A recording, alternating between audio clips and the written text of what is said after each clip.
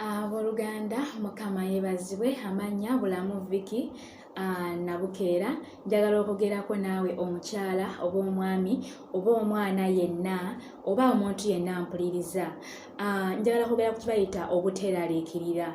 Akaseera kano eno buli omu alinako ko kye yeeraliikirira. Waliwo olinako embeera gy'otidde, abaana abasoma mweralikirire munagabananga ate bangobe school fees ate kiki ate ki. Nkusaba teweeraliikirira. Omukyala oyinza okuba olinako ko by'oliko nga olinako bye weeraliikiridde. Mukama atugamba tetweraliikirira kubanga ye yatulabirira, si ffe abeerabirira. Katonda ye yatutonda, Katonda yalina okutulabirira so si ffe kwerabirira. Wabula tulina kgenda gy'atutumye ne tukola kyatugambye. Bwe tukola kyatugambye kati ye n'akola omulimu gwe nga Katonda. Naawe omwana omulimu gwo olina kuba ng'onoonya ani? Mukama Katonda. Ayogera mu Matayo 6:33 nti musooke munoonye obwakabaka bwa Katonda n'obutuukirivu bwe n'ebirala binaatugoberera. Wowenna olinako embeera yonna ekulumbye,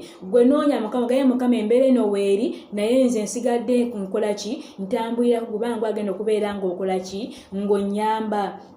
Agamba Matayo 6:25 likyenva mbagamba nti temweraliikiranga bulamu bwammwe nti mulirya ki mulinywa ki newankubadde omubiri gwammwe nti mulyambala ki. Obulamu tebukira mmere n'omubiri tegukira byakwambala. Mukama agamba temweraliikirira byakwambala, byakulya, school fees, za rent, buli kyonna ky'omanyi Katonda agenda kubeera ng'akuyamba. Naye atugambye mugundi mu 3:2 n'agamba nti 3:1 kale temweraliikiranga mwogera nti tulirya ki oba tulinywa ki oba tulyambala ki nti oba tulyambala ki. N'agamba naye musooke munoonye obwakabaka bwa Katonda, obwakabaka bwe n'obutuukirivu bwe, ebyo byonna mulibyongerwako.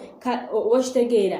So kati teweeraliikirira kyonna, weesige Mukama Katonda kubanga agamba oba asobola okuba ng'aliisa omuddo ogw'okuttale ate ggwe omuntu oba asobola okubeera ng'asobola okugwambaza ate ggwe omwana njagala okuzzaamu amaanyi. Teweeraliikira Katonda akumanyi. Togenda kutuula, ogenda kusoma. Gwe gamba Mukama nze amaaso nga tunuuliza ggwe. N'omuzadde naye wootyo gamba amaaso nga tunuuliza Mukama. Mu buli mbeera yonna twesige Mukama kubanga ye yatutonda.